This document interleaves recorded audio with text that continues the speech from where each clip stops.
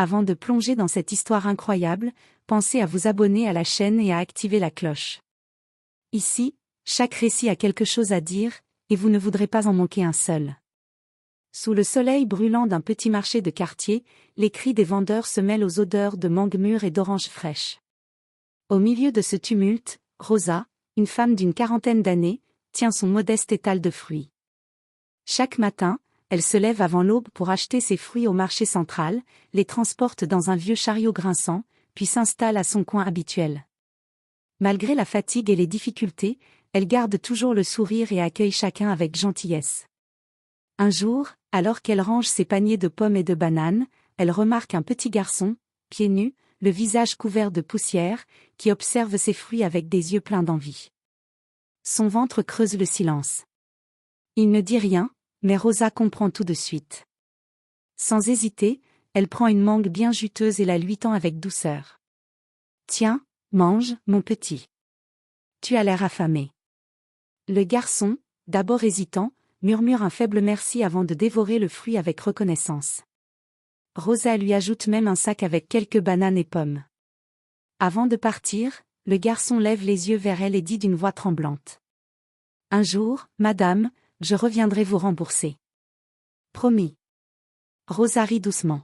« Ne t'inquiète pas pour ça, mon garçon. Quand on donne avec le cœur, on ne perd jamais rien. » Les années passent. Rosa continue de vendre ses fruits, supportant les saisons difficiles, les dettes, et la vie qui s'acharne parfois. Elle n'a plus jamais revu le petit garçon, mais son souvenir lui réchauffe le cœur chaque fois qu'elle croise un enfant dans le besoin. Un matin, alors qu'elle installe ses étals comme d'habitude, une voiture noire de luxe s'arrête devant le marché. Les passants se retournent, intrigués. De la voiture descend un jeune homme élégant, en costume, suivi d'un chauffeur. Il s'avance lentement vers Rosa, un sourire ému aux lèvres. « Madame Rosa ? Vous vous souvenez de moi ?»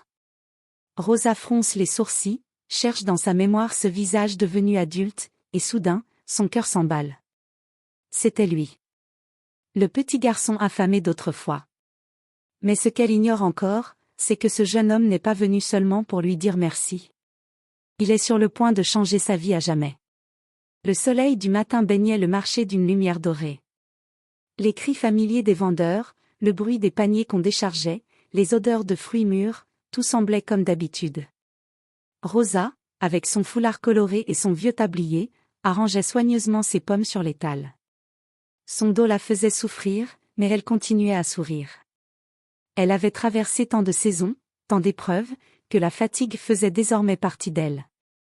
Ce jour-là pourtant, quelque chose allait briser la routine. Une voiture de luxe noire s'immobilisa près du marché, un modèle si élégant qu'il paraissait presque déplacé dans ce décor de poussière et de cris. Les passants s'arrêtèrent, intrigués. Les enfants s'approchèrent pour admirer les reflets du soleil sur la carrosserie brillante. De la voiture sortit un jeune homme, grand, bien habillé, le regard déterminé mais doux. Il jeta un rapide coup d'œil autour de lui, puis se dirigea droit vers l'étal de Rosa. Elle leva la tête, d'abord méfiante, ce genre de client, elle n'en voyait jamais ici. « Bonjour, madame, » dit-il d'une voix calme et respectueuse.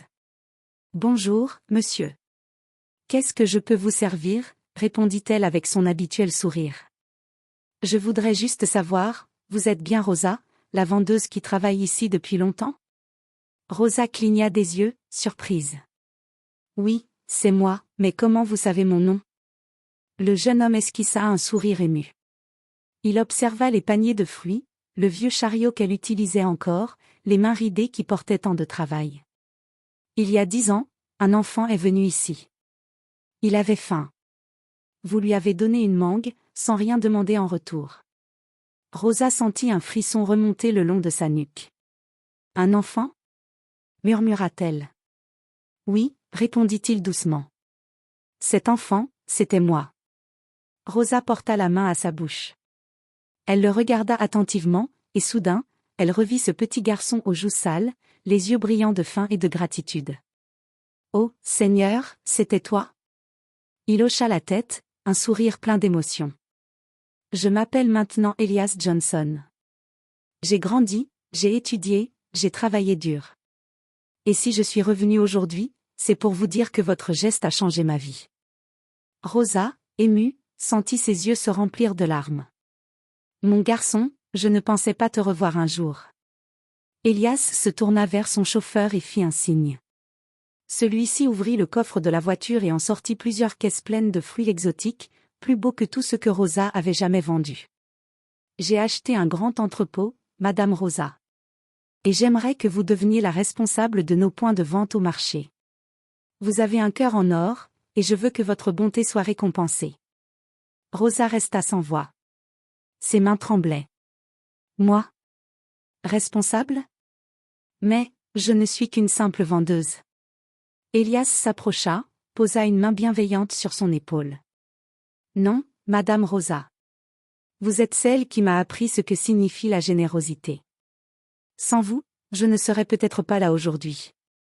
Maintenant, c'est à moi de vous tendre la main. Le marché entier s'était arrêté. Les gens observaient, touchés par la scène. Rosa, la vendeuse humble que tout le monde connaissait, venait de voir sa vie basculer.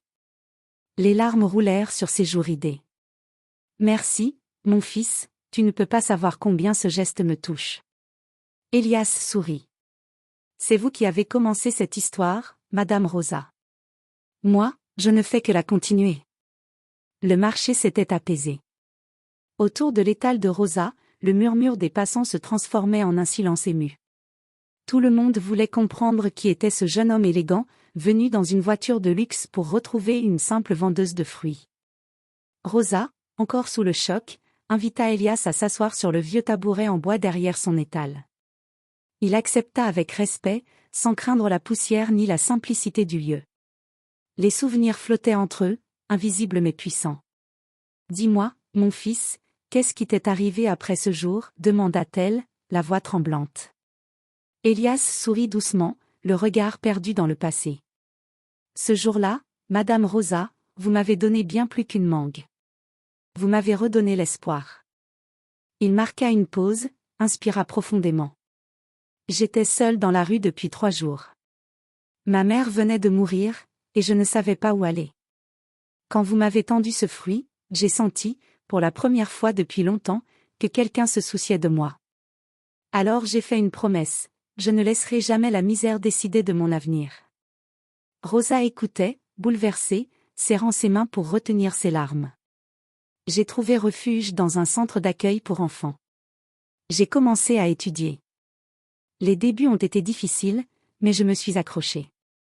J'ai travaillé le soir, lavé des voitures, vendu des journaux, puis, grâce à une bourse, j'ai pu entrer à l'université. Il regarda Rosa avec un sourire plein de gratitude. Aujourd'hui, je dirige une société d'import-export de fruits tropicaux. Nous travaillons avec plusieurs pays d'Afrique et d'Amérique latine. Et je n'ai jamais oublié le goût de cette mangue, ce goût de bonté et d'espérance. Les yeux de Rosa brillaient. « Mon Dieu » murmura-t-elle. « Tout ça, pour un simple fruit donné à un enfant affamé ?» Elias secoua la tête. « Non, Madame Rosa. Pas un simple fruit. C'était un geste d'amour. Et l'amour, quand on le sème, finit toujours par pousser, même dans le béton. » Il fit un signe à son chauffeur, qui apporta une enveloppe soigneusement scellée. Elias la posa sur la table de bois usé. « Ceci est pour vous. C'est votre nouveau contrat. Je veux que vous soyez ma partenaire officielle pour le marché local. Vous n'aurez plus à vous lever avant l'aube pour acheter vos fruits. Vous gérerez nos produits ici, à votre nom. » Rosa resta figée. Elle n'avait jamais rien signé d'aussi important. Ses mains tremblaient. « Elias, je ne sais pas quoi dire. J'ai juste fait ce que mon cœur me disait. Et c'est précisément pour cela que vous méritez tout ça, répondit-il. Parce que dans un monde où beaucoup ferment les yeux, vous avez choisi d'ouvrir votre main. Un léger vent fit bruisser les feuilles du marché. Le soleil descendait lentement, enveloppant la scène d'une lumière dorée. Les autres marchands s'approchèrent, certains essuyant discrètement une larme, d'autres applaudissant timidement. Rosa serra les mains d'Elias, le regard rempli de tendresse. « Tu sais, mon fils, je ne suis pas riche, mais j'ai toujours cru qu'aider, c'est comme planter un arbre. On ne sait pas quand il donnera ses fruits, mais un jour, il offrira de l'ombre à quelqu'un. Elias sourit, ému. Et cet arbre, Madame Rosa, c'est vous. Le marché tout entier éclata en applaudissements. Les enfants riaient, les clients s'arrêtaient, touchés par cette scène rare. Rosa sentit une chaleur nouvelle envahir son cœur. Pour la première fois depuis longtemps, elle comprit que la vie n'avait jamais oublié sa bonté. Elle avait simplement attendu le bon moment pour lui rendre tout ce qu'elle avait semé. Le lendemain matin, Rosa arriva au marché plus tôt que d'habitude. Le soleil n'avait pas encore percé la brume, et pourtant, une agitation inhabituelle régnait. Des camions stationnaient à l'entrée, des ouvriers installaient des bâches neuves, et des caisses de fruits exotiques s'empilaient sous des parasols flambant neufs. Rosa s'arrêta, confuse. Mais, qu'est-ce que c'est que tout ça? Demanda-t-elle à un marchand voisin. C'est ton étal, Rosa, répondit-il avec un grand sourire. Le jeune homme d'hier, Elias, est revenu ce matin. Il a tout fait rénover pour toi. Le cœur battant, Rosa s'avança. Là où se trouvait son vieux chariot usé, se dressait désormais un stand flambant neuf, décoré avec des couleurs vives et une enseigne en lettres dorées. Les fruits de Rosa, en partenariat avec Johnson Export. Elle resta bouche bée. Les caisses de fruits étaient parfaitement rangées, les balances neuves, les paniers tressés à la main. Tout respirait la dignité, le respect, la reconnaissance. « Bonjour, Madame Rosa », dit une voix derrière elle. Elle se retourna. Elias se tenait là, en chemise claire, un sourire sincère au visage. « Je vous avais promis une surprise. » Rosa sentit ses yeux se remplir de larmes. « Mon fils, tu n'aurais pas dû faire tout ça pour moi. »« Si, » répondit Elias doucement. « Parce que vous méritez qu'on vous voie enfin comme la femme extraordinaire que vous êtes. Ce marché ne serait pas le même sans vous. » Les autres vendeurs s'étaient rassemblés, curieux. Elias monta sur une petite caisse et prit la parole. « Mes amis, je suis ici aujourd'hui pour remercier cette femme. Il y a 10 ans, quand j'étais un enfant affamé, elle m'a tendu la main sans rien attendre. Grâce à elle, j'ai appris que la vraie richesse, ce n'est pas l'argent, mais le cœur. » Un murmure parcourut la foule. Certains essuyaient leurs yeux, d'autres hochaient la tête avec émotion. « Alors, j'ai décidé de créer un programme en son nom, » dit Elias. Le Fonds Rosa, un projet destiné à aider les petits vendeurs du marché à améliorer leurs étals, à avoir un meilleur matériel, et à envoyer leurs enfants à l'école. Les gens se regardèrent, stupéfaits. Rosa, tremblante, mit la main sur sa poitrine. « Elias, tu es en train de changer la vie de tout le marché. »« Non, Madame Rosa. C'est vous qui l'avez commencé. Moi, je ne fais que continuer le cercle de bonté que vous avez créé. » Les applaudissements éclatèrent. Des rires, des cris de joie, des visages illuminés. Des femmes dansaient spontanément, des enfants distribuaient des morceaux de mangue. Le marché, autrefois gris et bruyant, vibrait d'une énergie nouvelle, celle de la gratitude et de la solidarité. Rosa, émue aux larmes, prit la main d'Elias et la serra fort. « Tu as fait plus que me remercier, mon fils. Tu as redonné de la dignité à des gens qu'on oubliait. » Elias sourit. « Vous m'avez appris que la bonté ne meurt jamais. » Elle grandit, doucement, et finit toujours par revenir là où elle est née.